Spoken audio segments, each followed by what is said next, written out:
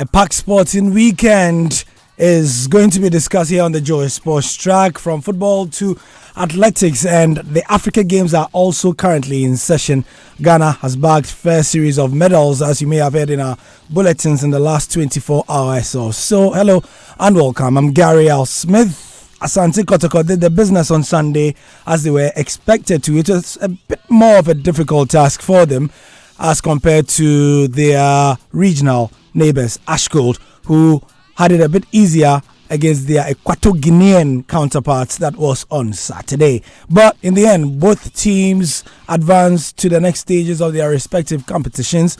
Ashgold in the CAF Confederations Cup and Kotoko in the CAF Champions League. We'll get reactions from both and read some of your comments on what was a packed stadium.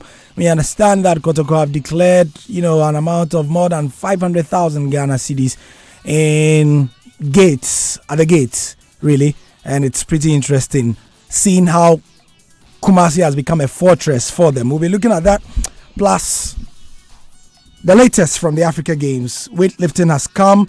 The boxing expectation did not materialize. We hear from Coach Ofure Asare on why Wahid Omar was unable to win. He hinted that the kind of position and the draw was not favorable to him. It's all here from now until 2 p.m. Joy 99.7 FM. Joy 99.7 FM. Thank you for staying with us. It's 16 minutes after 1 here on Joy 99.7 FM. They came, they saw, and they conquered. That's Asante Kotoko, who on Sunday at 3 p.m. lined up in anticipation of a victory. And how they got it. It came on the back of a first leg where they were trailing by 3-2 against Kano Pillars. It was a meeting of two empires, wasn't it? The Ashanti Empire and then the Hausa Empire. The seat, or the capital seat of both empires, came and locked horns in Kumasi. In the end, Naby Keita, particularly for me, made sure that his doubters were put to bed. The starting 11 for Asante Kotoko will go through that. And Kano Pillars also came, but they were unable to give it too much. We'll do a bit of analysis in the studio, but first, let's hear from their coach of Asante Kotoko, Kietil Zakarison. I'm quite happy with how the boys did the tactic today. They were quite strong in their belief. We have been talking about it. Can you hear me? Shall I approach or? I've been talking about it a long time now. The show mentality, and everybody who's come here have to follow us and not the other way around. For me, it was very easy to see that he was not a right back. The first week we came, we saw he has pace and he has a lot of coverage capacity. And if he plays the ball easy, he can be very good. And so we changed him right away. There's nothing more to it than that. He is not the right back. He's a midfielder. It's, in the coverage, it's not too much difference, but he plays with a lot of good players at training, so he gets a lot of good sparring, so he gets better very quickly. And today you saw also, he's getting better and better. Yeah, I just started as a midfielder. I'm quite happy with them because we are playing very offensive, attacking football. Asante Kotoko should be an attacking squad, and we play very offensive also in our back line. And we like players who want to win the ball, and sometimes maybe offline, but the guys are smart enough to cover them. No, a very good team, strong team, especially at home. So, but Kotoko will go there and play their game, and because we believe in strongly what we are doing, and we're gonna look like Kotoko wherever we go. And if it's not good enough, then it's another different case. But we will play our game also over there. I'm quite happy for Ghana football. We needed it, and I was with them on Friday and I encouraged them. So I'm very happy with it. They are a good squad. And they won also. It was quite fair, the result. And we're happy for Shafiu, who scored 3 goals. Every time a new coach come in, they want to come with their philosophy. But our philosophy is very clear in that aspect that we give everything. In training, whatever we do, we give it all, and that I'm most happy with, especially the management. The players are reacting to the training very well. You can see they are rising again. We are still a lot of percentage to go in our capacity as a team, and when it comes to the play, the way we play, but the mentality, as I said when I came here, the mentality is maybe the best that we saw today. Very strong mentality, a winning culture in the club, and we want to develop more. Many key points from the coach Ketil Zakaris in there. Bill was on our social media updates, and Bill, thank you for joining us. Now, he mentioned a couple of points. First of all, he did say that Kotoko is an attacking club. Even the defense, he mentioned that he likes ball-playing defenders. Yeah, Kotoko did, of course, highlight how good they were going forward because they created a lot of chances against Kano Pillars on the day. They created a lot of chances and they did very well to hold them out. Kano Pillars didn't have much of a sniff at goal on the day, and Naby Keita, of course, was very, very impressive with that chest pass and all that, showing a bit of skill on the day. And also, he actually got a goal. He got a goal which was ruled out for offside, unfortunately. But he really showed how good he was in the match. He played very good football. He linked up very well with his teammates and all that. And in the end, he was able to produce a very solid performance. Quick reaction. Brad Govins says, I was there at the stadium. The atmosphere was electrifying. We gave total support, and the guys gave their all and never disappointed. Today, Naby Keita and Pim Da Costa and Justice Blay were superb. Dennis also says, I was there this afternoon. There was fantastic support. John Ajekumkufo, not the president, says massive attendance. The stadium was full to the brim. The euphoria in and around the stadium was marvelous. Kofi Edu Jemfiapia says it's really crazy and the party is everywhere after the game.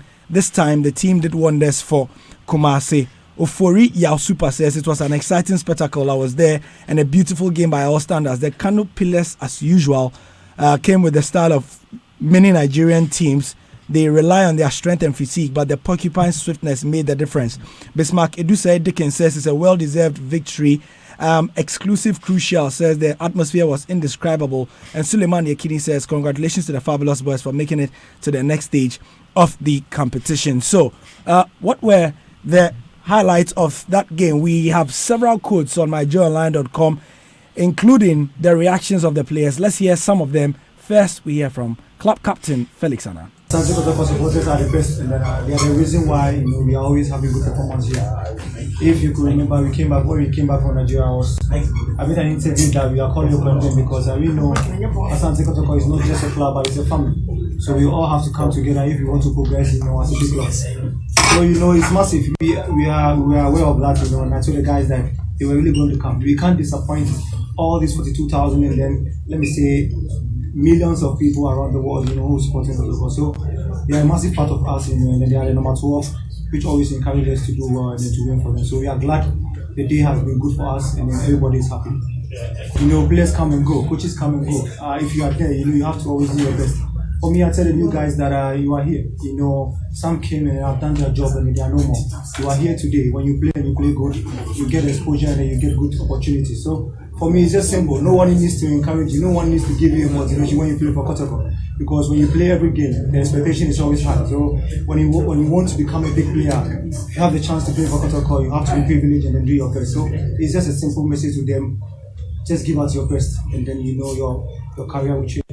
It is great. This is what we've always wanted. We got the experience of last season. It was something special. So for us to qualify to the next one is really excited for us. We are really happy that we are going to the next one because it would have been a big blow, if we couldn't qualify because the expectations were really high. And then looking at these fans, if you don't win for them, you as a footballer, it feels your job, hasn't been done. So we are glad we have moved on to the next one, and we are going to work very hard, and then we try and progress to the group stage. All I can tell them that we, the players, are ready to give our 200% best, but we want to tell the fans that at least they should limit their expectation a little bit for us, because you could see this is a new team.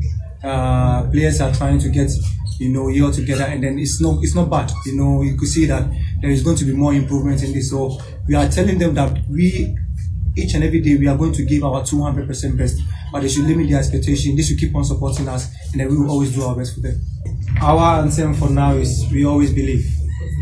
In life, you always have to believe. We are not looking at a big club or nothing. This is the Champions League. No matter what you do, you are not going to face a small club. So we are expecting that. We know it's going to be tough. So we are mentally strong and mentally ready for every task that comes ahead. But we believe, no matter what happens, we always believe, because that is what we are now. 99.7 FM. Felix Anan speaking there about various things. Very interesting to hear him speak. The club captain speaks well, first of all. I mean, I've always admired the way he articulates himself, his elocution, and the way he represents himself and the team. Quickly though, Benedict, you want to have a crack at the way Kotoko played yesterday? Stadium atmosphere, fantastic, 100%. The way the team came out, very positive, no defensive mindedness, and you can tell that this coach likes to be attacking. I think I want to take it from this point. The Confederation Cup taught them one lesson, which was to build on everything that they did in there, because they had that valve to participate in Africa, especially when things were not going quite well in terms of our football in the country. They always wanted to get out there and participate, and their fans were not going to forgive them if they are not qualified to play in the Champions League. They didn't want to play in the Confederation Cup. I mean, monitoring them and following them in the last Confederation Cup, they wanted to go a step further, and that was the Champions League. So CK Akono, the former coach, did the right thing for them to make it to this point. Yesterday, I had an interview that Moshosho did with George Amoakun. He talked about how it wasn't going to be possible to keep the players that they used in the Confederation Cup, because they thought they needed to put a different team together. They needed to get a different direction in terms of the technical side. That's why they sacked CK Akono and brought in Zacharias. And you could see that bringing as many as 14 new players to the team and building whatever that they had to do in this short period and playing the kind of football that they are playing, of course, according to him, is paying off. And you saw how the fans trooped to the stadium yesterday. It clearly was to show that, yes, they were behind the team, and every decision that the management took, on the face of it, you might think that they were not in agreement. But of course, the fans and the reaction after the game clearly was to the fact that they all backed the management when they took that decision of sending some of the players out and bringing the players that they brought in. I mean, there are new players that they are singing their names at the Babaya Stadium yesterday. And unlike previously, you talk about Kwame Bonsu and the other players. Now, there are new guys that are doing very well. And yesterday, you saw what they did. So I think that on that basis and everything that they are doing, is good for them. They got the money. Now, what they have to do is to continue training hard and build a very, formidable side for the game against Etoile du Sahel, because that will come very, very tough. They play against a team that we all know their pedigree on the continent. I'm not sure. A lot of people, yes, of course, we heard the name of Kano Pillars, but you cannot compare Kano Pillars to that of Etoile du Sahel. So that's a big crack for Asante Kotoko going for, and I want to believe that they will put all the necessary things that they have to do in terms of, building the team. And fortunately for them, they're going to have the likes of Augustino Crab back in the team. You couldn't play because of registration issues. Now they'll be able to sort that out. Plus the other players that are in there, Habib, with Emmanuel Jemfi and Bright. These are top players that, yesterday we saw how they dazzled in that game. And I think that with the push of the supporters, they can go very far in this competition. I mean, before this game, our man Kelvin Ozuansa, enumerated about eight different points where he thought Kotoko could improve or do better than they did in the first leg. One of the key things was that the strikers need to weigh in on the scoring, because it looked like the midfield were doing too much of that heavy lifting when it came to putting the ball at the back of the net. He also mentioned support from the flanks and encouraged, charged players like Emmanuel Jemfi to do better. Godfrey Isiama, who came on in the second half of that first leg to do better. Who was man of the match. Who was man of the... Yeah. Essentially, they raised their game yesterday, didn't they? You see, the thing about this new team is that there are a new crop of guys that they've put them together. And it's not like the previous team, as I mentioned. So all of them are eager to show something. Because if you're a player like Mpem Da Costa, who came into the club, if you are Godfrey Isiama, who came into the club with a view or hope of you playing well in the CAF Champions League in front of the home fans and you don't deliver, then what was the sense? Because they brought you in for a specific target, and that was to do well in the Champions League. And then you come in, you have no other option than to play very well. And that's what I think is working for the team. The mentality, even for bringing these players in, because you know very well that they brought you in for one target. They are not playing any local football. We brought you in for CAF Champions League. So what do I have to do? I have to do everything because I've been trusted to do this job. And that's exactly what they are doing. So the performance, the individual brilliance, and there's something we have to also note. You look at the players, the 14 players that came in, the new guys, which made almost 95% of the players that played yesterday. There is something that we have to note, that in terms of their quality, individually, they are very good. Now, what is left for Zachariasen to do, which he's doing perfectly well, is to blend them. I mean, you look at how long have they been together? Less than 2 months, but they are playing very well. They just have to continue with that good work.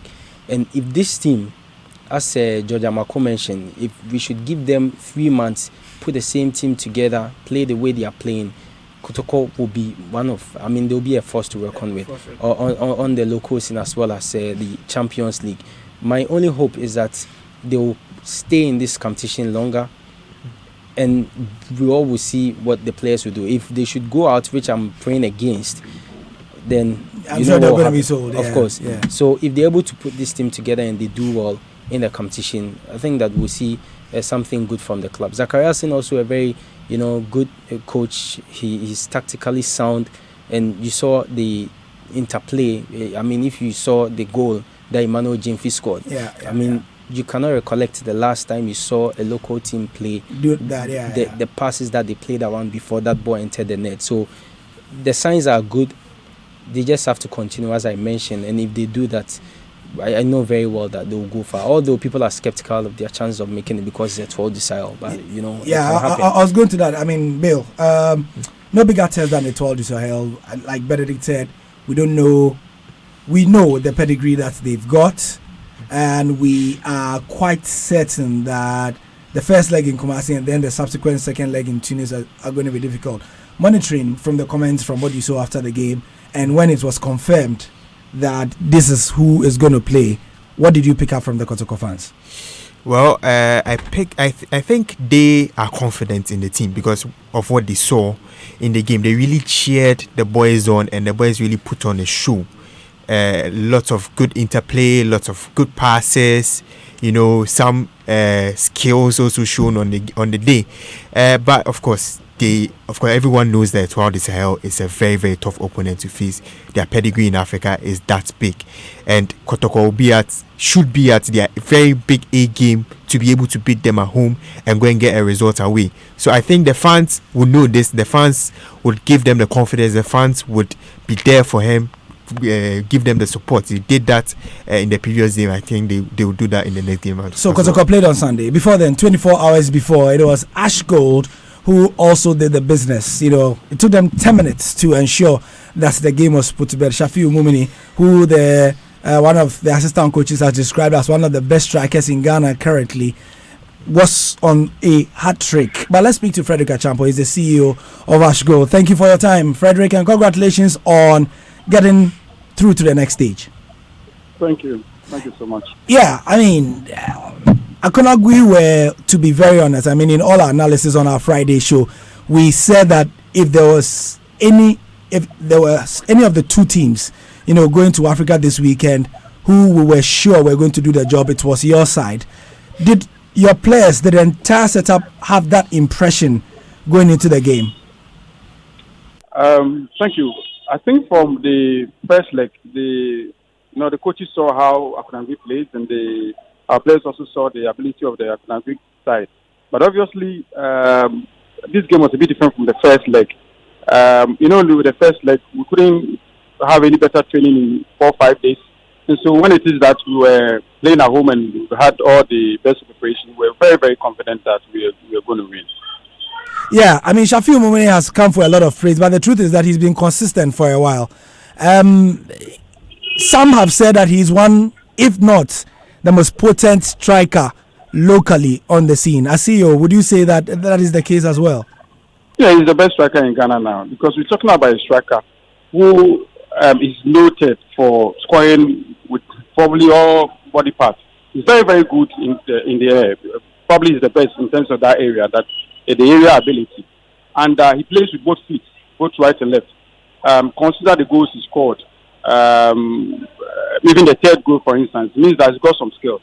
And in terms of hold-up play, he can hold the ball and to invite his other guys, those playing offensive, for them to come into the game. So he's an all-round player. I remember Coach Bashir for describing him as such when he first introduced him to the Ashgood first team 4 or 5 years ago. And I'm getting to see that from what he's served the team from last year and this year. He's been very, very consistent. I think that's about the best consistent striker we have in Ghana in a couple of years now. Ashgold cannot say they hold a candle to Asante Kotoko in terms of followership in the country, but you expected that with the kind of second leg that you had built up to. I follow the build up on local radio, in Obuasi and even on the internet and so on. I expected a bigger number at the stadium. Were you surprised that you didn't have such an encouraging turnout at Ellen Clay? Well, we are appreciative of the numbers we have. If I have to be honest, I think it's about the best in terms of numbers we had since we took over last year, February.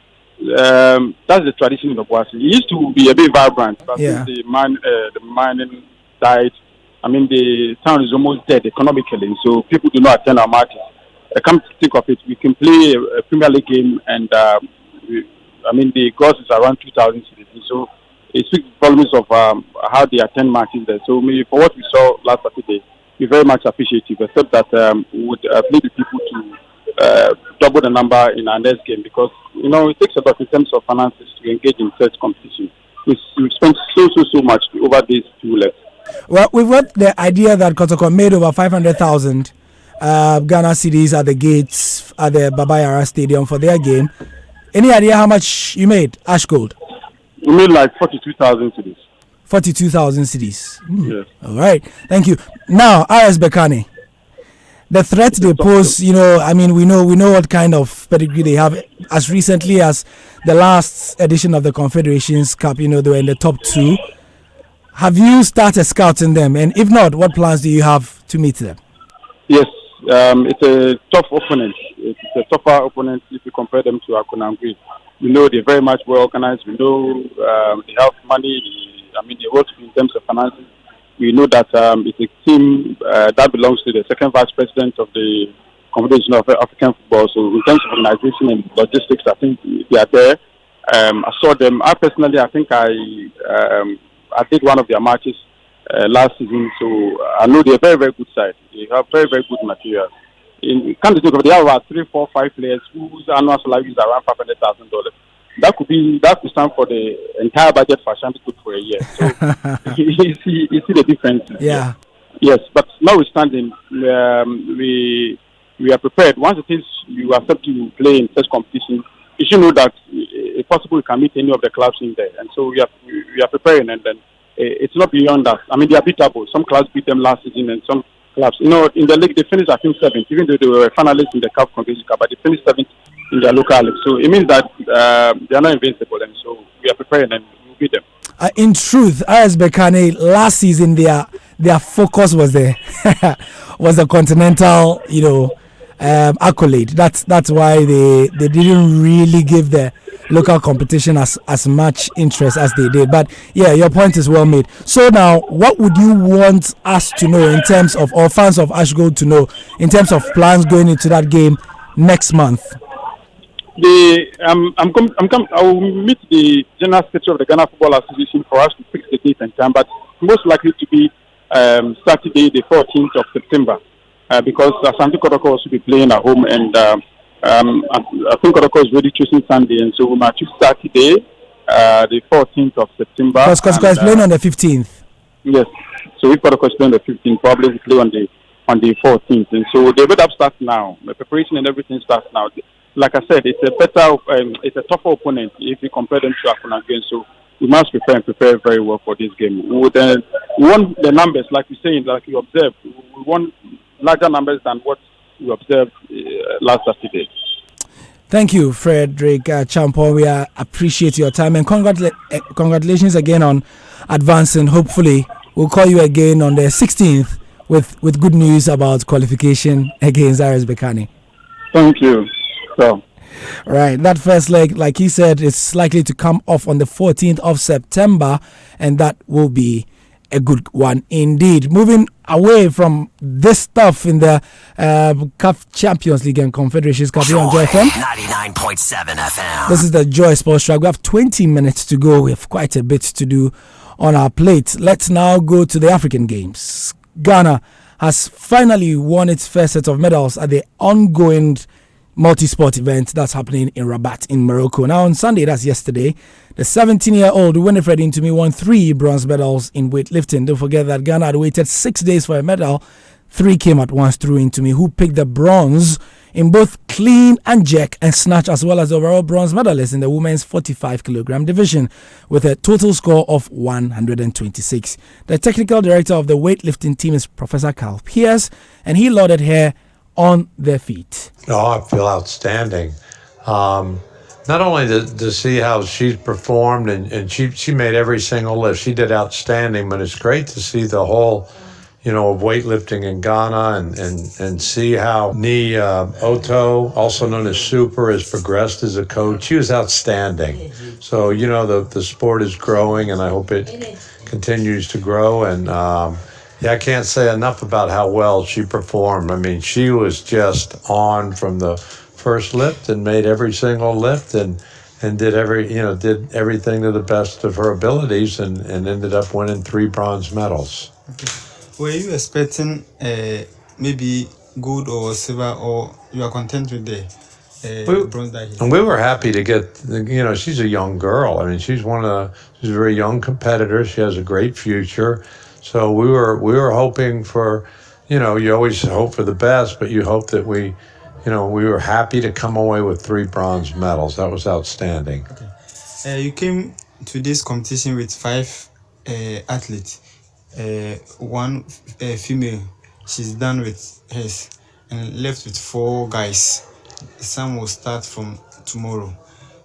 What are the promises in there? I think we have some medal chances here amongst the guys. We don't pressure them for the medals. All we ask, Ni and myself, just ask them to do the very best they can, to perform at their best. And weightlifting is not a sport where you can play defense. So you do the every lift, do your absolute best, and if you do well enough, you'll end up on the podium. 99.7 FM.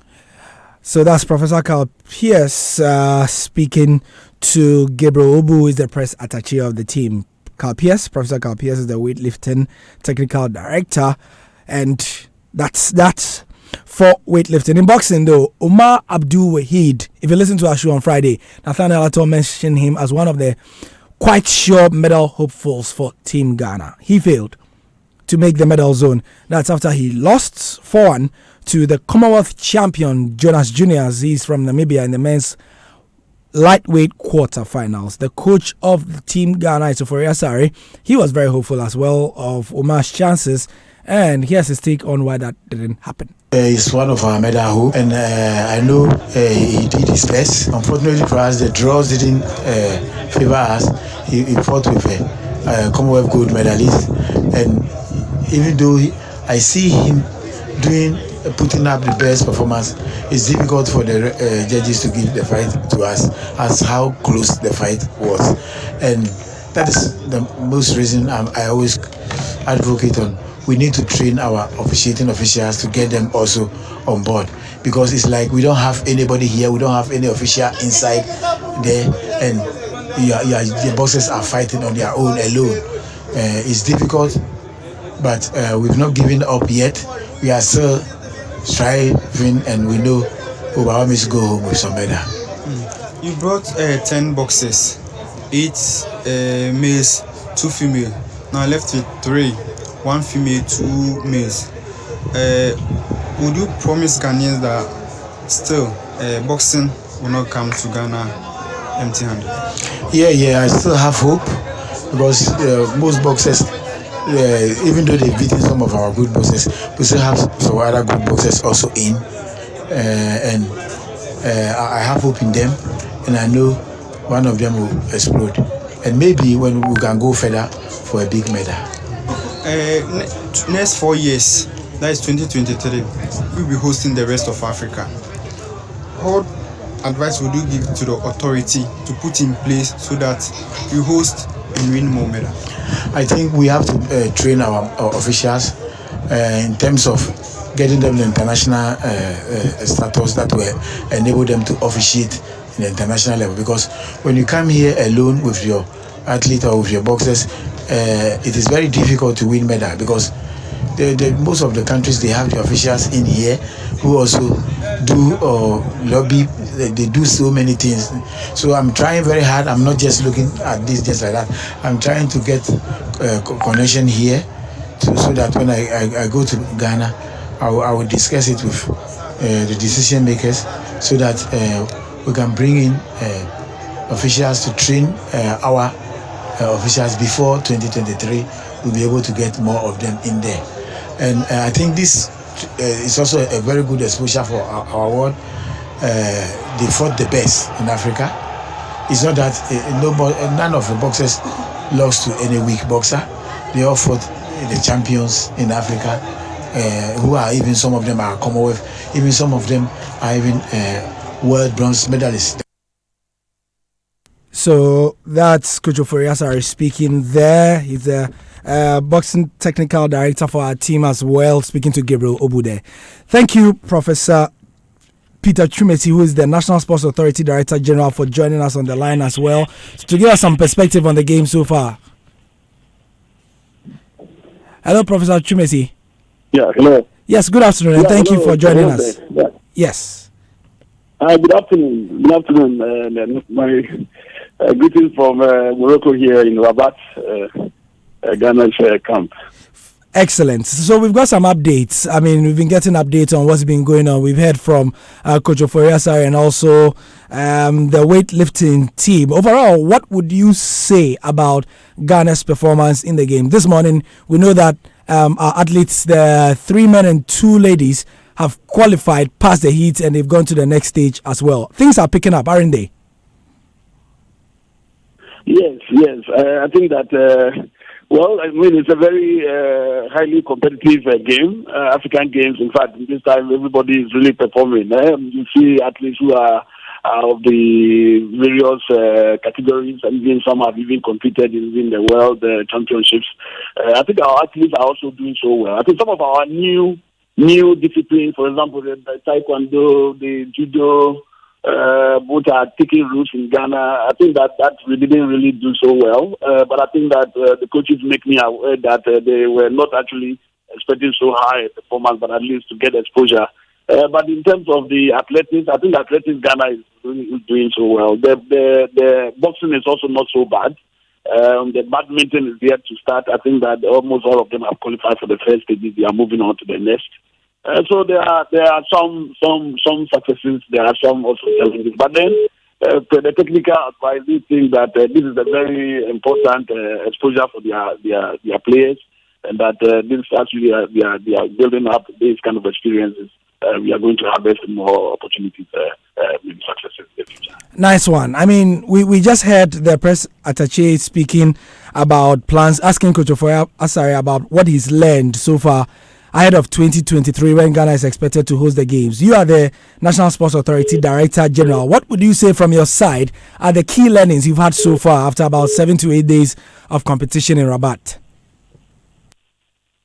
Yeah, definitely. I think it tells us that we really have to put in a lot of effort in the position of our athletes, and especially if Ghana really wants to get more impact in all the various disciplines. I think that we have to expand our support systems to cover all the other disciplines or federations. I think you see, there has been overly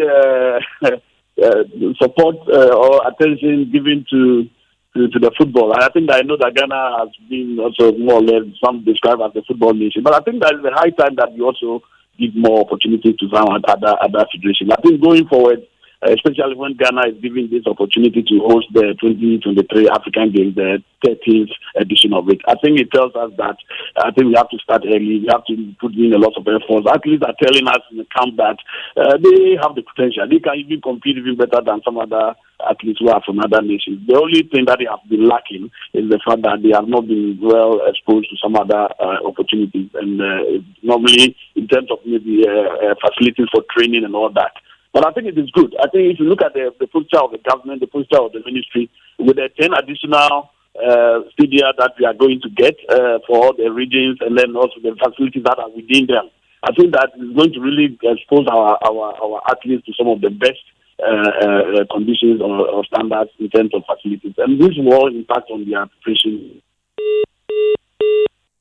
We lost Professor Chumesi, but just about when we're going to end the interview. So yeah, he's made his point. Many thanks for that as well. So quick updates. You know, I did mention that all 5 Ghanaian athletes who competed in the heat in the 100 meters this morning, the 3 men and the 2 ladies qualified for the next stage, the semi-final. They will be competing at 5 p.m. There's also more in terms of the updates. The women's 400 meters heat 1, Grace Obwo, will have a competition at 4 p.m. We'll be giving you updates on that on our Twitter handle. You can also follow us on our Facebook pages. Now, we do know that the table tennis did not end quite well as we wanted. However, there was a bit of progress because there were some winnings. Now, Benedict is here to talk us through some of the other things that we saw. For the women's featherweight 57 quarterfinals, Abigail Quartey will be fighting Mambu Doreen Stefan of Cameroon. In the men's light heavyweight 81 kilogram quarterfinals, Mbachi Kaunga of Zambia will be fighting Ghana's Samet Shakul. That should be going on at the moment because we understand it's 2 p.m. Morocco time, and Morocco are currently on BST, so that's 1 p.m. Ghana time. We should be getting the results pretty soon. So you had Professor Chumesi Benedict. I mean, it seems like somebody who, you know, is quite ready to take the learnings from Rabat seriously. Of course, because in 4 years the baton was given to us before the games started, and that's normally what they do. Sure. They give it to the next country that's going to host, and being the main man there, we have our chef de mission, that's Mr.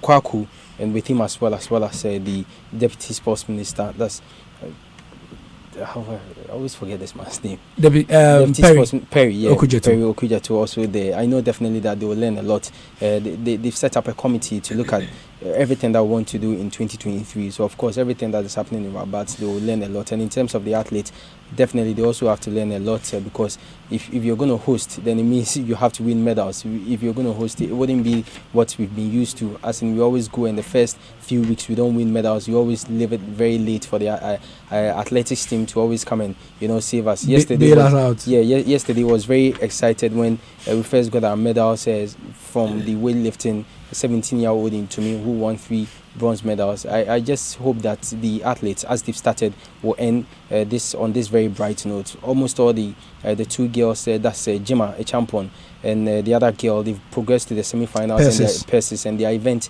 is at 5 o'clock. Pray that they'll make the final and get some medals. And we can always be rest assured that when it gets to the 4x100 relay women's event, we'll get a medal there because we've been always used to getting medals. At the last edition of the event, we got a silver medal in that very event. So yeah. I'm hopeful that the athletics team will give us some medals as we hosted the competition. Badminton, of course, we'll try. We're hoping that boxing, Wahid was going to get us a medal.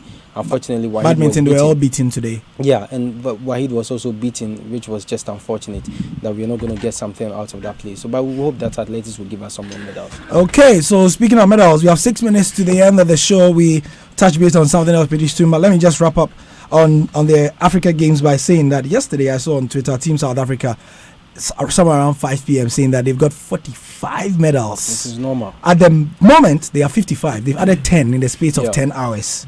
They've added 10 more medals in the space of 10 hours. And they are second on the overall table right now. Egypt are first with 85. Egypt have 85. Morocco are third, the host nation, on 41.